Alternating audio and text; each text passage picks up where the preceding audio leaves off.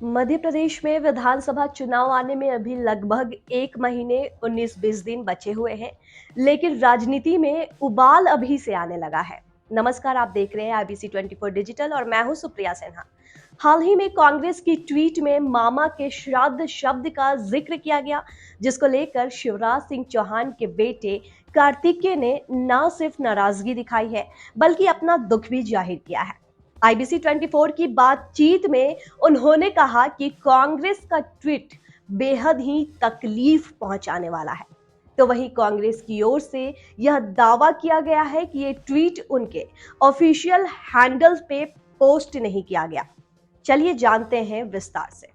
ये जो ट्वीट आप देख रहे हैं, इसमें यह लिखा है कि मामा का श्राद्ध, साथ ही मुख्यमंत्री शिवराज सिंह चौहान का फोटो लगाकर नीचे लिखा गया है कि श्राद्ध में भाजपा ने दिया शिवराज मामा को टिकट।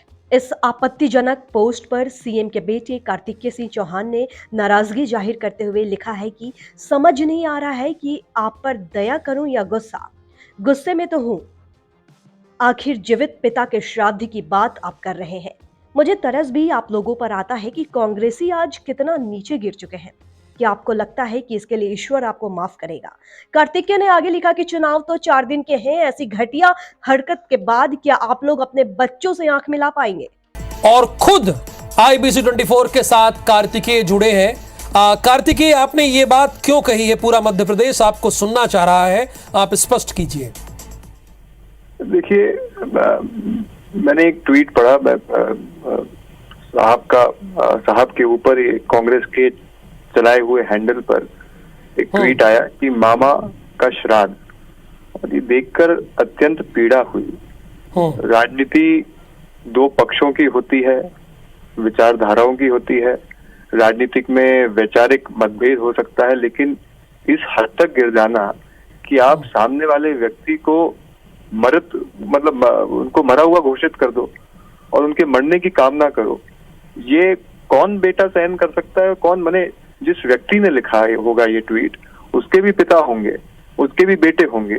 क्या घर जाकर वो अपने बच्चों से, अपने पिता से आंख मिला पाएंगे? क्या ये किस लेवल की राजनीति का परिचय कांग्रेस देना चाहती है? चुनाव तो 4 दिन में हो जाएंगे खत्म, उसके बाद क्या कहेंगे ये लोग? क्या ऐसे चुनाव जीतना चाहते हैं?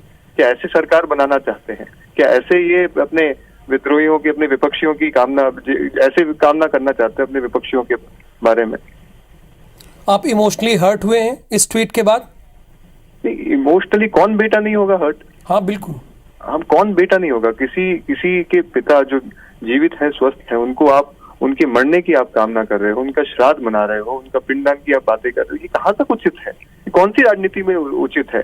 माने दुश्मनों के लिए भी हमने आज तक कमलनाथ जी को, भले ही वैचारिक हमारा मतभेद हो, सम्मान के साथ कांग्रेस के सभी बड़े नेता, चाहे वो कोई भी हो, सबको हम सम्मान की दृष्टि से देखते हैं। वैचारिक मतभेद होने के बाद भी उनका मान सम्मान करते हैं। कभी भी अपने भूल कर भी मन में ऐसे विचार भी नहीं लेकर आते कि उनके बारे में हम इस हद तक हम गिरा हुआ सोचे। लेकिन ये पता नहीं क्या चुनाव में इनको जीत का क्या चस्का, क्या इच्छा है इनके मन में कि ऐसे शब्दों का प्रयोग और ऐसी इच्छा व्यक्त कर रहे हैं, और वो भी सार्वजनिक हैंडलों पर जाकर। और आप इनकी नीचता की पराकाष्ठा को देखिए, उसके बाद ये कहने की भी जरूरत करते हैं कि हमारा हैंडल नहीं है। जरा आप उस हैंडल को जाके देखिए, वर्षों से कांग्रेस कांग्रेस के ट्वीट उस पर चल रहे हैं, कांग्रेस की प्रतिक्रिया उस पर लिखा हुआ है कि कांग्रेस के वॉलंटियर्स द्वारा वो चलाया जा रहा है।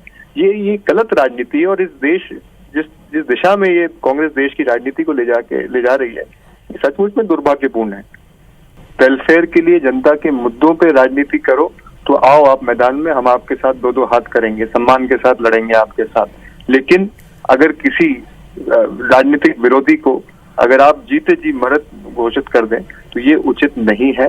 किसी भी पार्टी के लिए, किसी भी व्यक्ति के लिए राजनीति में दूसरे व्यक्ति को सम्मान की दृष्टि से देखना चाहिए। भले ही आपके पास, आपके भीतर वैचारिक मतभेद हो, लेकिन सम्मान की दृष्टि से देखना चाहिए जो व्यक्ति जिसके बारे में इन्होंने शब्द उपयोग किया। ठीक है, कार्तिकेय जी का मानना है कि राजनीति का ये स्तर नहीं होना चाहिए, और वाकई कम से कम ऐसे ट्वीट तो नहीं होना चाहिए। जब आप सीधे जनता के सामने हैं तो अपनी वेलफेयर स्कीम रखिए कि आपको क्या करना है, लेकिन व्यक्तिगत टिप्पणी ठीक नहीं है। बहुत शुक्रिया हमसे बातचीत करने के लिए, धन्यवाद। इसको लेकर बीजेपी भले ही बाद में सक्रिय हुई हो, पर सीएम के बेटे पहले सक्रिय हुए। तो वहीं ज्योतिरादित्य सिंधिया भी उनके साथ इस मामले में खड़े दिखे। सियासत के इस खेल में फिल्मों की तरह इमोशनल कार्ड का जमकर इस्तेमाल किया जा रहा है और देख सकते हैं कि आने वाले दिनों में अब कौन कौन से तरीके इस्तेमाल किए जाएंगे।